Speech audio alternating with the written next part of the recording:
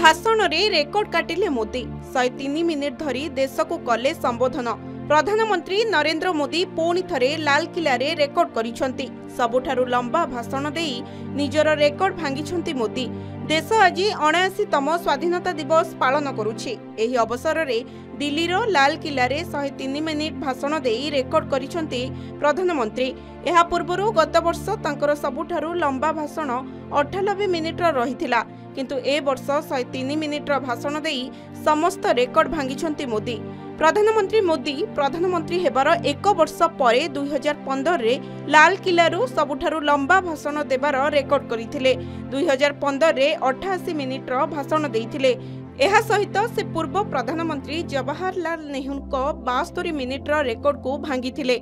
एहा परे निजर रेकर्ड को अनेक थर भांगी चलिछंती, किंतु एथर 103 मिनिट भाषण देई रेकर्ड करिछंती।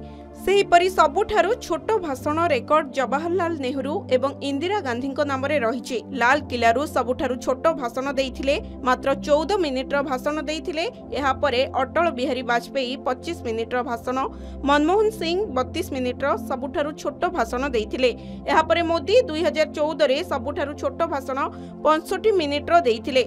प्रधानमंत्री आउ एक रेकर्ड मध्य करिसंती। लाल किला रे लगातार 12 थर त्रिरंगा उत्तोलन करिसंती मोदी। एहा पूर्वरु जवाहरलाल नेहरू एभली करिसंती। नेहरू लगातार 17 थर लाल किला रे त्रिरंगा उत्तोलन करिसंती। इंदिरा गांधी नाम रे 11 थर त्रिरंगा उत्तोलन करिवार रेकर्ड रहितिला, जहाको प्रधानमंत्री मोदी भांगी दैछंती।